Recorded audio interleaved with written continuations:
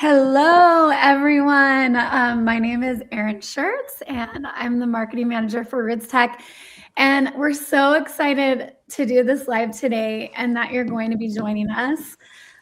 We have quite a lineup. If you've noticed on rootstech.org, for the first time, I think ever, we have released our virtual keynotes early before RootsTech itself begins, which means that you can go now and watch these keynotes on rootstech.org. But in the year leading up to RootsTech, we have the team here that has traveled all over to bring us these stories of these keynotes. And we're going to learn a little bit more about what happened behind the scenes. So we're going to start. I'm going to introduce everyone, and then we'll start with our first keynote and then go to our next. But before I do that, we want this to be interactive. So if you're watching, wherever you're watching from, we want to hear where you're watching from, and what your thoughts are, and especially questions that you might have about any of these keynotes or experiences that we're bringing to you. So with me, I have Cameron Harper, who is the Family Search Production Manager, Kara Holmes, who is also a Family Search Project Manager, Rodrigo Cachingueira, who is in Brazil and a project manager, and Alvaro Filio, who is also on our Family Search Brazil team. So spoiler alert, we have one keynote from Brazil that we'll be showing you today. But we are going to get started actually with our keynote that we had from,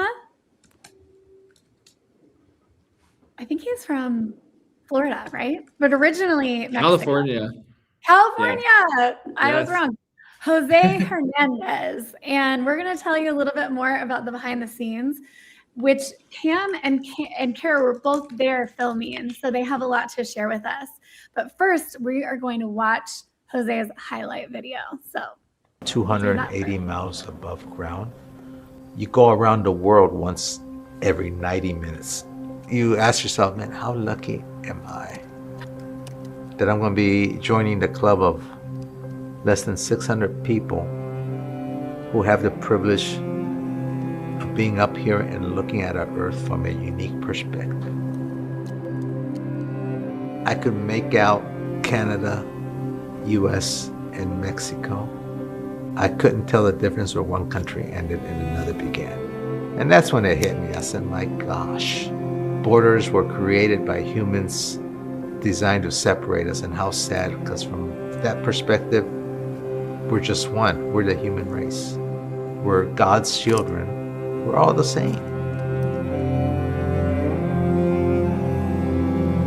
I'm Jose M. Hernandez, scientist, astronaut, book author, a vintner. I make my own wine.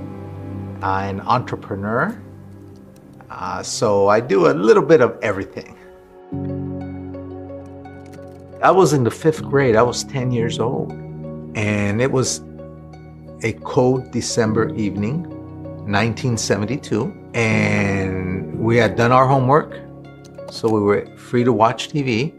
And when there was something interesting to watch, little Jose hanging on to antenna for dear life to improve reception. Because once you let go, it got fuzzy again. That December evening, they bring a special program televising the very last Apollo mission, Apollo 17. And it was none other than astronaut Gene Cernan walking on the moon. And there I am, watching Gene Cernan on TV in a contortionist position, hearing him talk to Mission Control Houston, and watching him taking his steps on the moon. And then I would let go. I would go outside. The moon was almost full. And that's when it hit me. I said, that's what I want to be. I want to be an astronaut. And that's how the dream was conceived.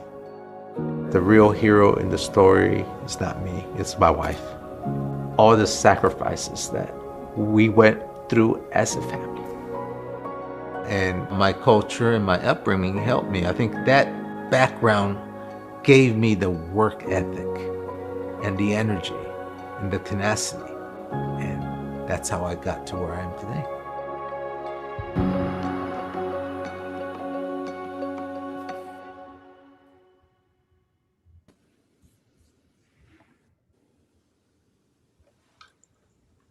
That was so inspirational. I can't wait to watch the rest of it. Okay, we need Kara back with us too.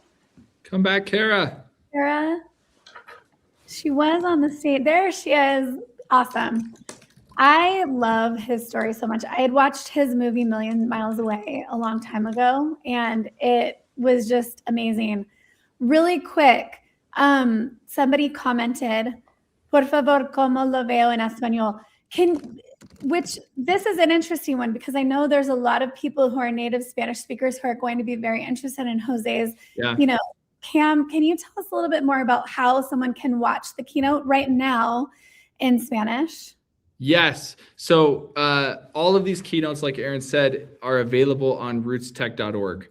So if you go to rootstech.org and if it's not already, it should, if your browser settings are set to Spanish already, you should just search for Jose Hernandez's name. It'll come up and his video will play with Spanish subtitles. But the great thing about Jose's video is it actually, there are parts of it in Spanish where he's talking with his parents and talking with his, and we do actually an interview with his dad. And so his is really special because we have English and Spanish in there. Just what you saw in the highlight video was only the English parts. But yes, rootstech.org. Check it out and you'll be able to get it in Spanish. Yeah, Spanish and other languages as well. If there's anything that you want to watch, just go to rootstech.org and you can find the language to watch it in. Thank you so much. So Kara has the fascinating job of choosing the people that we consider to have as keynotes for RootsTech. So I'd love, Kara, for you to tell us a little bit more about Jose and what intrigued you to choose him as a virtual keynote speaker this year. Okay, can you hear me? First of all, let's start with that. Yes, I can. Good. Sorry for my technical difficulties earlier. Our speakers come to us in a lot of different ways. There's so many great stories out there to tell. What a cool problem to have. The challenge is, which ones are right for RootsTech at any given time. And so people suggest them. We get lots of good suggestions. We have lots of good partners all over the world that help us find. But Jose was recommended to us by one of our speaker agency partners. And I hadn't known much about him, but I dive in and do my research. And of course, the first thing I stumbled upon was the autobiography movie that was made about his life called A Million Miles Away that I think was released in 2023. And that story alone, if you haven't seen that, I recommend that you go watch that movie. But there was just a lot of things about Jose's story. Families doing whatever it took, at any given moment, answering that question. And I think that we all have to do of what is life asking of us now, facing setbacks and overcoming. So lots of good aspects to this story. Yeah, it's quite amazing. And I mean, if you have seen the movie that he's in, that gives you a great tale of, his life. And that I think that it's really cool that we're bringing him to RootsTech as a keynote speaker because so much part of who we are is where we came from before. And I know you guys have a really cool story about something he learned that probably led him to what he's doing today in the world. So we're excited to hear more about that. But before we hear about that revelation, what was your first impression when you met him? He's just like such a genuine, kind person. And here's a little tidbit about Jose is he has energy for days. Jose was actually in another city the day before he was supposed to be with us. And he was supposed to fly back the night before, but his flight got canceled. I think he was put in some hotel and had I don't even know if he slept. So he was a little late getting to be with us, but he walked right in with his bottle of Diet Coke and just was ready to go. And we were with him for a good 10 hours that day, and he didn't slow down a bit coming from Dallas or wherever he was the night before. So I was just impressed at his energy. He talks about his tenacity for life in his keynote, and just really he just jumped right in and was present and there with us and excited to be there all day. I love that. What about you, Kara? I had done so much research on him and his story and knew so much about him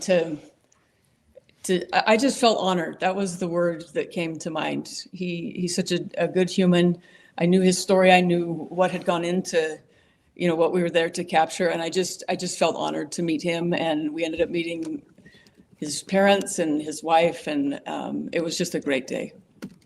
I love that. We have some pictures that they gave us from his childhood. Do you know which one he is here? Is that him? He's the youngest, I believe, of the family. So I'm going to go with the little guy on what's my right. Oh, that's so little cute. Guy on the right. Yeah. I love it. Can you imagine? And then one day he's in space. So cool. Yeah.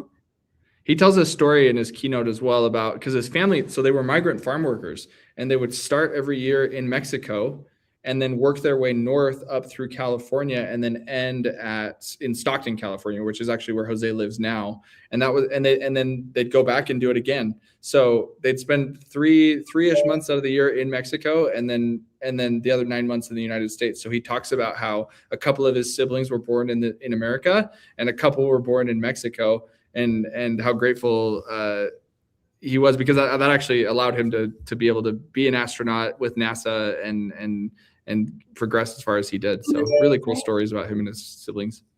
That's amazing.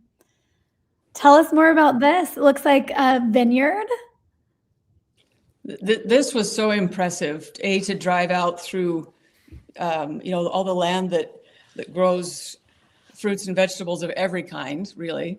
But Jose owns his own piece of land now, and he has this vineyard. They raise white grapes. I don't know much more about it than that, but I'm a farm girl myself, and so I always appreciate good soil. How do you water them? All these kinds of things. But it was fascinating to see how these grapes grow and the different ways that they grow them. What we learned from Jose, that I remember from this particular spot in the shooting production day, was these trees sometimes are many, many years old. And if a tree is happy where it's at, it will produce fruit. If it's lacking in nutrients or water or anything else, then it needs some attention. And you just saw that in front of you. There's so much story and metaphor to this vineyard that we had the privilege to go to. It was just beautiful.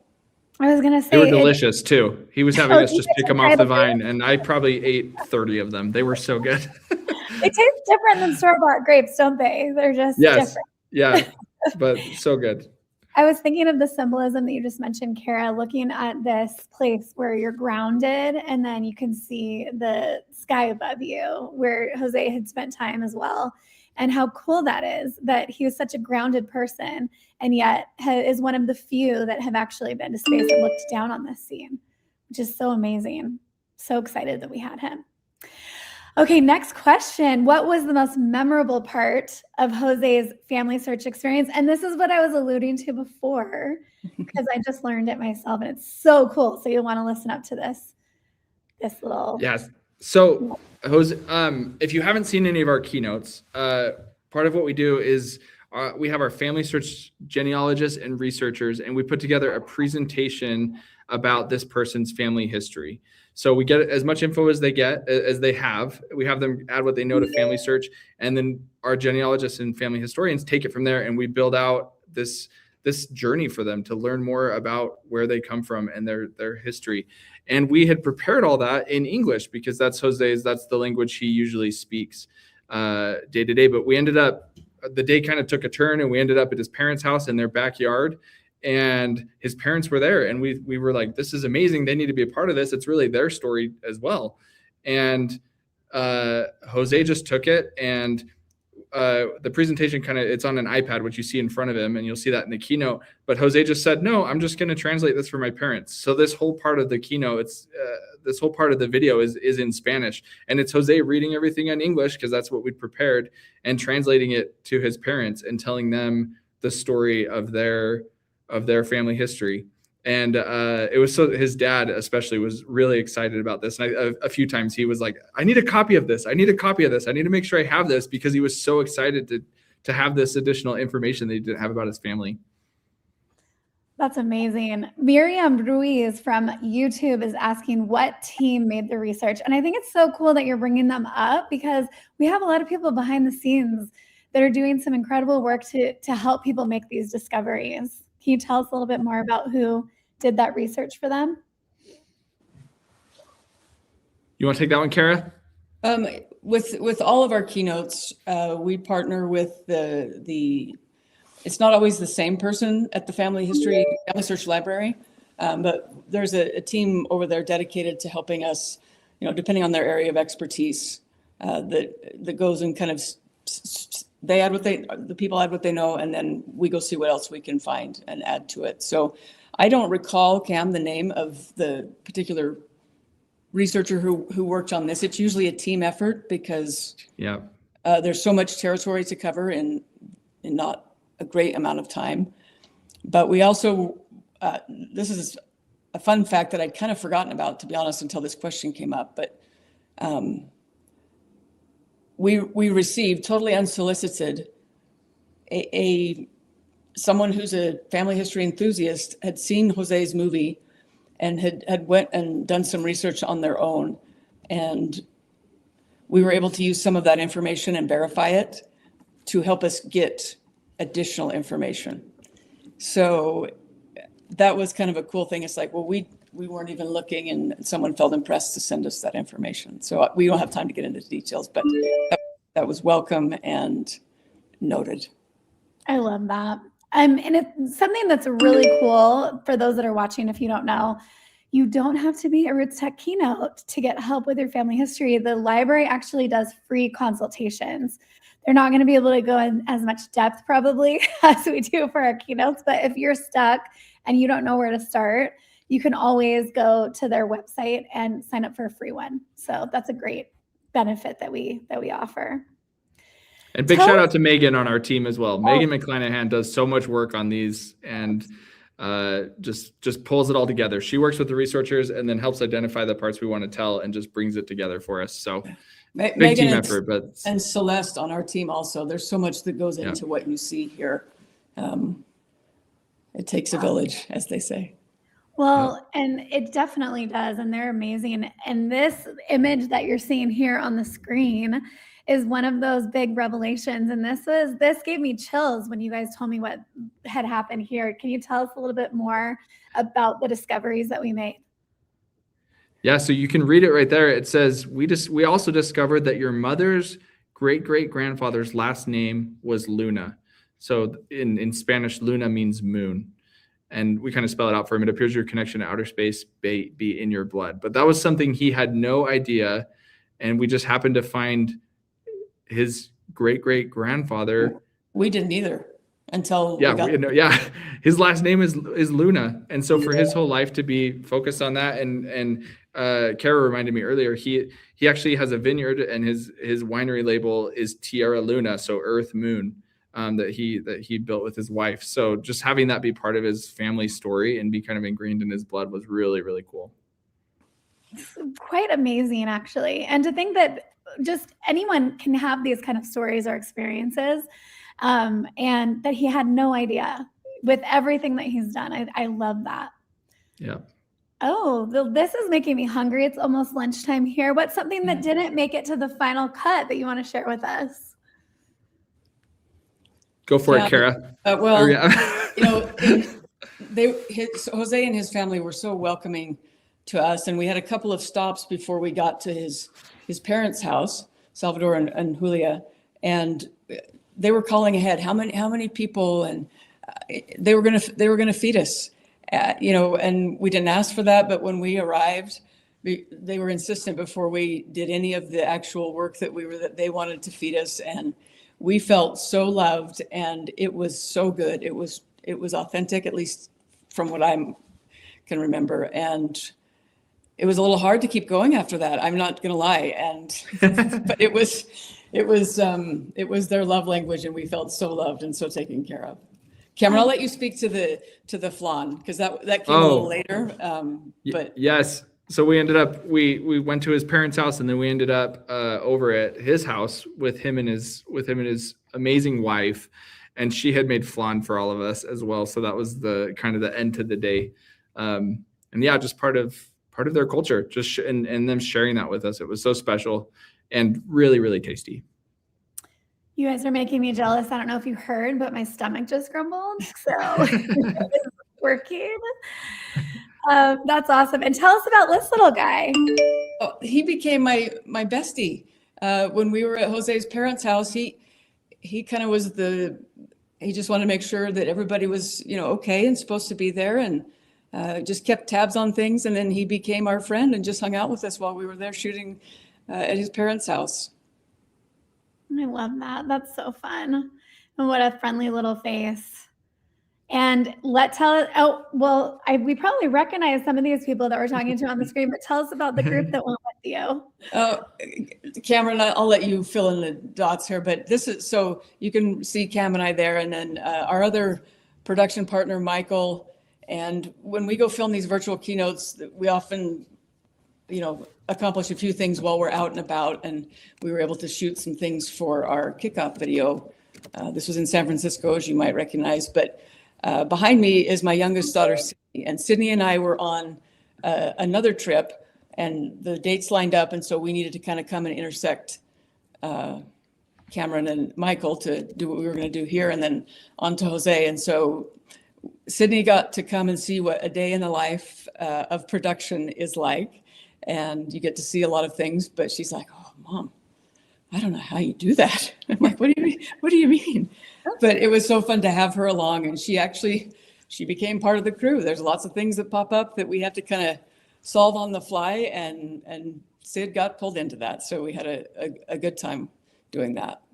Oh, I love that. I love the little spoiler alert that you gave us too, which if you come to RootsTech Live the first day, you're going to see this backdrop in the kickoff video, which is really cool. So that'll be fun to see.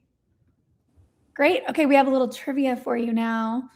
And I do know the answers to these questions now. So in the chat, if you know, put it as well. When you were little, well, actually, this is just trivia. Not the true or false yet, but we'll get to that.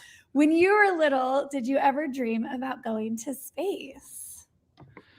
Okay, Kara's shaking her head no. She was the farm girl. There was this movie that came out when I was a kid called, I think it was called Space Camp, which is actually a real place in Alabama. You can go to a place called Space Camp, but they made a movie about these kids that went to space camp, and they were there learning how to be astronauts, and then they accidentally get launched up into space in this movie, and they had to figure out how to come back home. But it was one of my favorite movies as a kid, and I wanted to go to that space camp place so bad, and hopefully encounter the same thing as them going up to space. So yes, I did dream about it.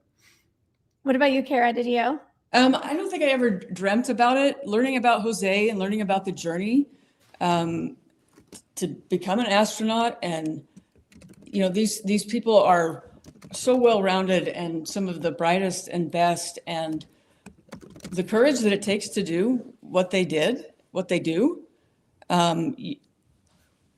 Here's a little backstory that I learned in my research. So Jose, after many, many years of trying, finally was selected, and then it didn't happen immediately. He had to wait a few more years and get some more qualifications. But when he finally was selected to go on one of the shuttle missions, it was the shuttle mission that was immediately following one of the missions that ended tragically, and one of his mentors was part of that crew.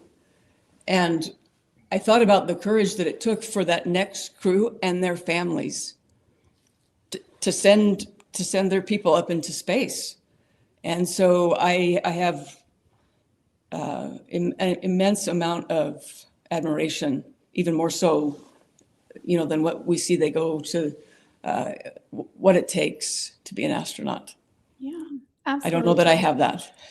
No, I know I don't. When I watched the movie, it's just such an inspiration. So right after you watch the keynote on rootstech.org, make sure you go watch the movie, A Million Miles Away. It's amazing, really. And then we do have a true or false question to ask. Okay, what do you guys think in the chat? True or false? Astronauts snore in space. And Cam and Kara, what do you guys think? I have the answer. I don't remember seeing that in my space camp movie as a kid. So, and it's just a random question, and so I'm going to say false, but it's just because. Why are we asking it if not? Who thought about this? I don't know, but I know the answer. Kara, what are you going to say? I'm gonna say it's true. We also had a viewer, Kat, tell us that it's true. And I'm going to reveal the answer to you now that it is actually false. But I have no idea why. I don't know why you can't store in space. Maybe it's something to do with like the air gravity. But I do know that it's false. Very interesting bit of trivia. We have another one. Astronauts get to see 15 plus sunsets every day in space. True or false? And in the audience, you guys weigh in too if you know. What do you think? I think that's probably true. I'm gonna say true. This viewer that we have coming in from YouTube says, I think so. Well, you think right. That is true. And congratulations, Cameron and Kara. You both got it right as well. How cool would that be? That's something that everyone loves to see every day. They get to see it 15 plus times a day. I thought in the video, Jose says you go around the world every, it goes 90 fast. minutes or something? This would stand to reason that you would catch a few more sunsets. So amazing. Wow. Well, thank you so much for joining us to give us the behind the scenes look at this amazing keynote. And like we said, you can go watch it now. You don't have to wait until RootsTech. So go to rootstech.org so that you can look up Jose Hernandez and go watch that full keynote. What we just showed you was just a snippet. So go watch the full thing. And thanks, Cam and Kara. Appreciate you here. But wait, there's more. Don't leave yet. There is. We're not done yet. We are going to bring Rodrigo and Alvaro to the stage because we are going to talk about this gentleman right here on the screen, which is another keynote of ours, and his name is Zico. And Alvaro and Rodrigo, welcome. Hey, Erin, how are you? I'm so excited to be here. It's amazing. Hello, everyone. How are you? Hi. Now tell us where you're both calling in from. I'm from Brazil, right? Live in São Paulo. Yeah, me too. I'm from São Paulo, Brazil, and live here in São Paulo also. Yes. Excellent, São Paulo. And Zico, Zico's from where? What part of Brazil? Do you remember when you were doing the research? Yes. He's from Rio de Janeiro. Okay, awesome. It's a good place to be, especially in a few days ago in the carnival. It's a good time. It's a good time. I know we have a viewer today right now that's saying, "Great, Zico," and yes, we think that he's great as well as most of the world. And we're going to learn a little bit more when we watch his cut down of his keynote. Again, this is also live right now on rootstech.org, and something really interesting is that it is in Portuguese and we have English subtitles. So those of you that are watching and don't speak Portuguese, you can follow along with the subtitles. And if you speak any other languages, you can go to rootstech.org to watch it with the subtitles in that language. So we're going to do that right now.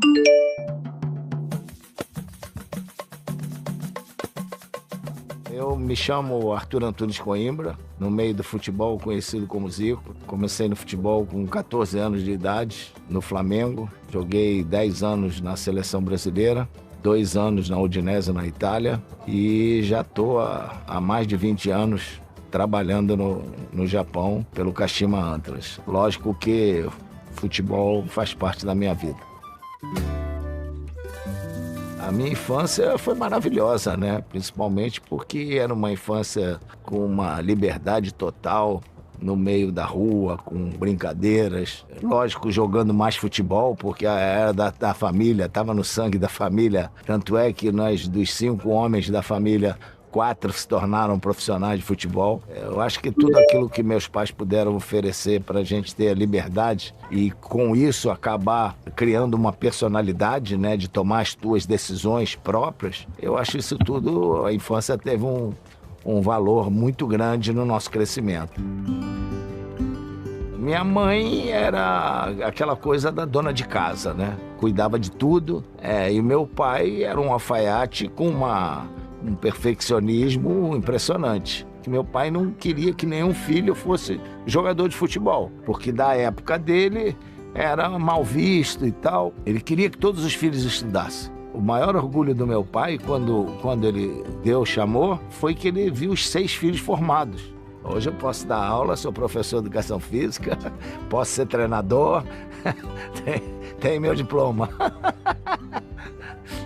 conduta dos meus pais em relação ao futebol. Influenciou bastante. Mais o meu pai, que eu convivia mais com ele, e esse perfeccionismo dele, eu levei para o futebol. Essa coisa do cuidado com o corte, de fazer o terno lá para o cliente e tudo, eu levava para o futebol. Quando você decide pelo futebol, você não tem mais o que fazer, cara. Até para a escola, se você não tem objetivo, você deixa de estudar.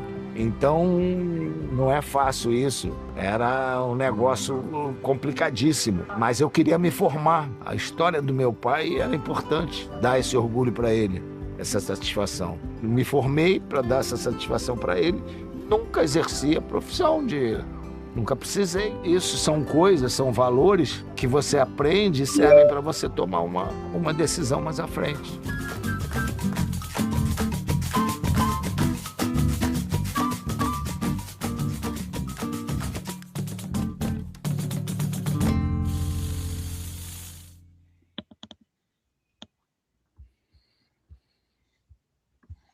Okay, that was amazing. I'm getting excited just watching that. You can feel the excitement in those stadiums, and what a really cool life that he led.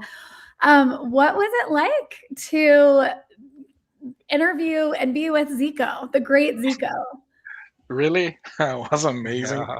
Yeah, because imagine you just saw Zico playing on the TV and have fun with another professional soccer players, and we always heard from my parents, especially from my dad, about Zico and how Zico was such a good player, and what go take a look on the YouTube and see Zico play, say, oh my goodness, really? And then when I was there, I was like a freeze. Come on, I'm here with Zico. It's serious. It was an amazing experience, really. Oh, cool. Yeah, Zico is a legend for the whole country, for different players, different fans, and I think also because of Zico and the importance of the soccer is one of the only thing that can stop this country. Yeah. Exactly. And that's so interesting to mention, because one thing that stood out to me in his keynote is that he said that his dad didn't want him to be a soccer player. Yeah. Was that surprising to you as well, knowing how important soccer is to Brazil? Well, as you said, his dad was like a little bit concerned about his decision, because most of the players over here in Brazil, sometimes they just decide to be a soccer player and forget about the schools, university, stuff like that. But Zico was completely different. He was a really good example for everyone, because he was able to be a professional soccer player, and also as he said, he can be a teacher. He can also help people understand a little bit more about soccer and about everything. So I think things change a little bit now. I think you had the perfect transition into this question, which is, tell us more about his influence on soccer history, because clearly he's a legend when it comes to soccer and coaching. So tell us a little bit more about that. Rodrigo said something that Zico was and is a legend for us, and I'd just like to say something more. In Brazil, football is not just a game for us. It's part of about who you are. It's something very deep for us. So when you have opportunity to be with Zico and talk about his life, it's make more special. I don't know. What do you think, Rodrigo? Yeah, the same thing. So in Brazil, you can walk in the street, you can see a lot of kids playing soccer. Yeah, this is about Zico and many other players, that reference players like Pelé and Ronaldo, Romario, and many others. So we have a good influence about the soccer. It's different for us because we can say soccer in English, but in Portuguese and Spanish say football. Yeah, it's different for us. Yeah, exactly. That's right. And Zico had such an influence on so many people, and that's clear, especially going on from playing and coaching, the younger generation, or being such a mentor to and a good influence on people. But what about both of you? What was your favorite part about his story? Well, it's kind of hard to say. Okay, this is my favorite part because I was there and I was talking to him and able to make a few questions about his life. But when you talk about the Zico influence in Brazil, we need to understand that he has amazing skills. You know, he has a creativity. His free kicks was amazing, so powerful. It's so hard for the goalkeeper to Yes. get the ball. You know, and I don't know if he was able to be like a leadership for the young, the youth, especially who decide to be a soccer player, be someday be able to realize their dream as a professional. So when you stop to listen the whole history and talk about and be able to talk with Zico, I think the main point for me was when he was talking about his family. You know how his family give the support to him and give the direction that that help him to be exactly who they are, who Zico are right now. Because his dad at the beginning was a little bit concerned, but later, not only Zico, but also with his four brothers, was able to be a professional soccer player.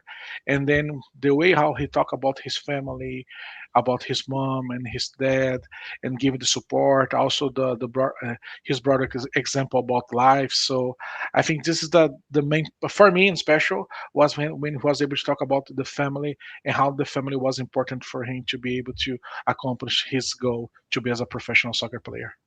Yes, for me it's the same. The important and care he has about his family, his wife and his kids, his grandkids, and show us the importance to think for study, yeah, to get the diploma. Yeah, so yeah, for those who are gonna watch this live right now, you can have a high expectation about Zico.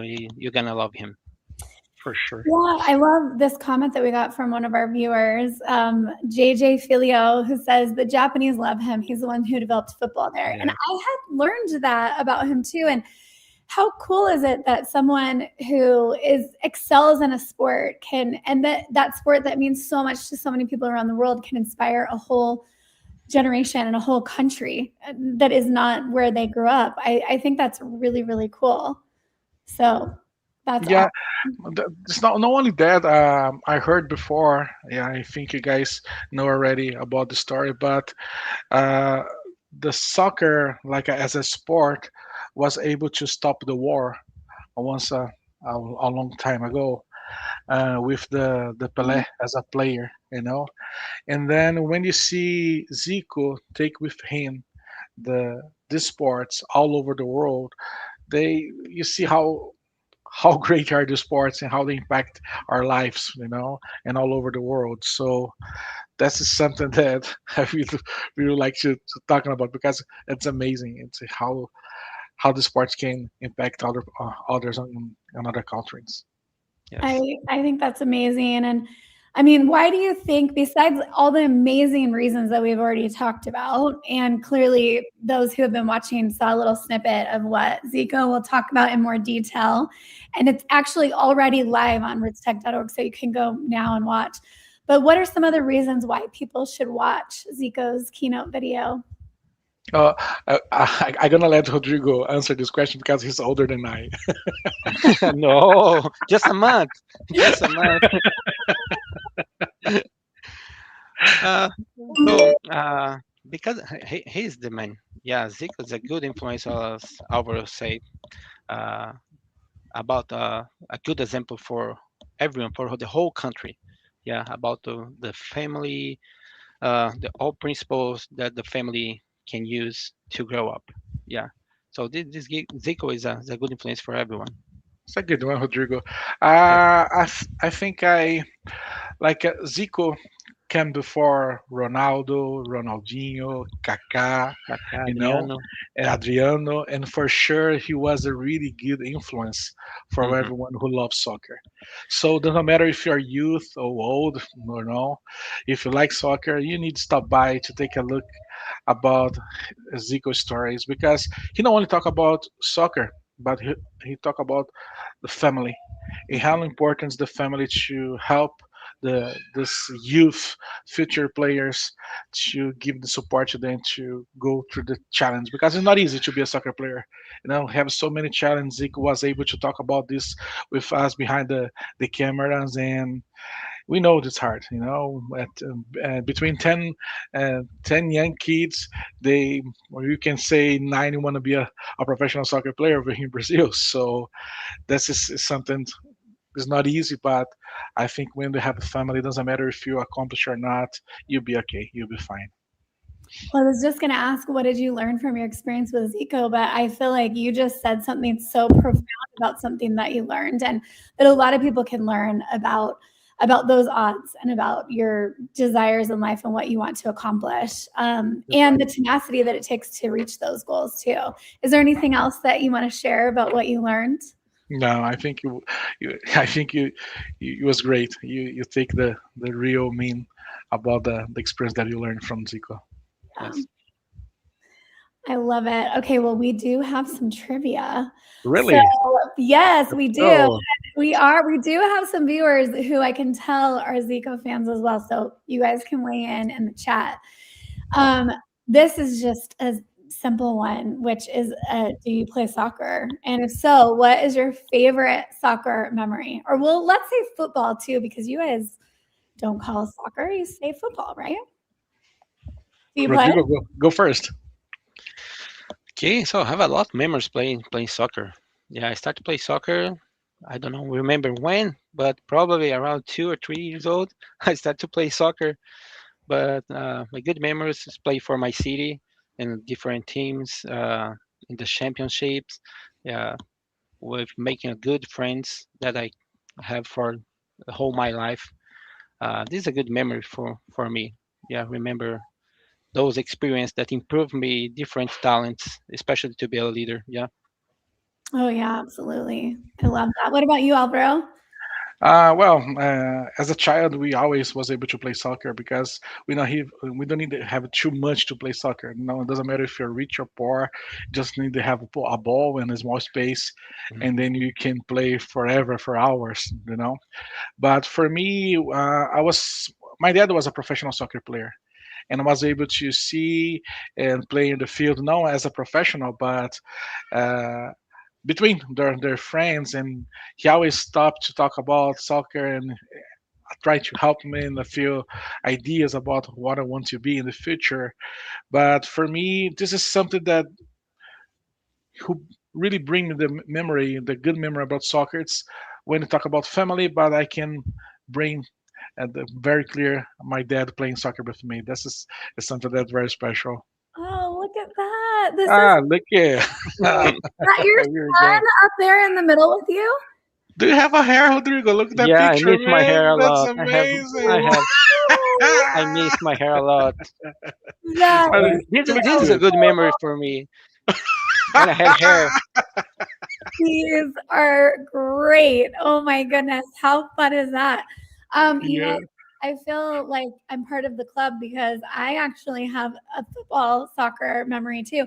I played for many years, and my story is that on the first day of tryouts, they had us do races against each other. It was an all-girls soccer team, and I was the slowest person on the team, so they made me the goalie. And I played goalie for the next 4 years, but I loved it. I could jump really high, I just couldn't run. So there you go. That's good. That's We all good. That's a have good a point. football story. All right. What about food? Favorite Brazilian food? Everyone has to have something because food in Brazil is amazing. Rodrigo, let's say together. One, Okay, 1, 2, 2, 3. 3. Barbecue. Churrasco. Yeah, here we go. We say churrasco in Portuguese. I want to eat what you're telling us. So barbecue for Alvaro, and what else? And Rodrigo? churrasco. For me also. Yeah, churrasco barbecue is the same. Yeah. You know that there are Brazilian steakhouses in Utah where I live, and a lot of people that we work with at Family Search, and we go all the time. But my favorite thing is the pineapple, because they barbecue the pineapple the same as the meat. So good. That's amazing. But I need to invite you. If you like barbecue over there, you need to come to Brazil. You see that 10 times better. I'm there. I am so there. We love going down to Brazil and interviewing people for our keynotes or having people join us from Brazil. So I'm going to put my name in the hat for the next trip, and I'm going to hold you do to it. We'll be here waiting for you. Yeah. That would be so fun. I love it.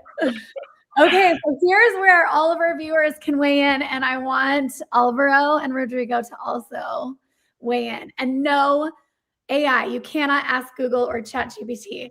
How many World Cups did Zico play in?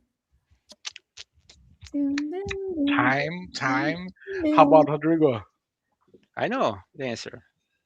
I do the same. How many? So, if I'm not wrong, Zico was able to play 3 World Cups, right, Three World Rodrigo? Cups. Yeah, 78, 82, and 86. And 86, Yeah. exactly. Okay, so wow, you guys had even more detail than I did. Anyone online want to challenge that answer? Well, good, because you're right. He played in Here we go. years, but he did play in 3 World Cups. That is so awesome. Well, we have it's been so great having both of you here to talk about behind the scenes with Zico. As a reminder, this keynote is live right now on rootstech.org. Along with, and if you see this, these are all of our amazing keynotes this year for RootsTech 2026. So we started this live with José Hernandez behind the scenes, and then Zico's on the other end on the bottom.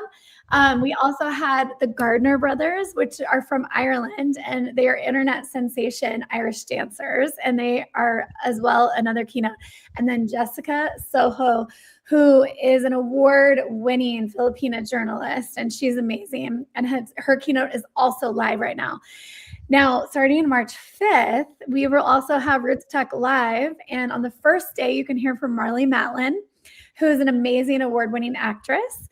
Tara Roberts will be on Friday, March 6th, and she is a National Geographic explorer, deep sea diver, amazing stories.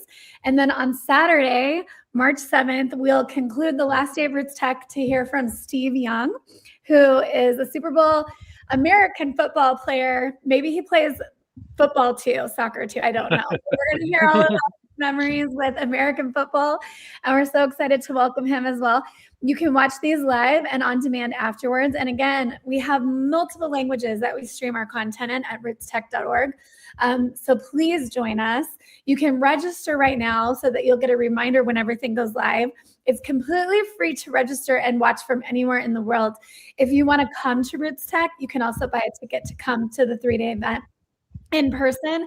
You can also buy a 1-day pass if you're only able to come to one. We're so excited for March 5th through the 7th. Get even more excited by watching these keynotes live now on rootstech.org. And thank you so much for joining us. Thanks everyone who was here. And thanks to all of you.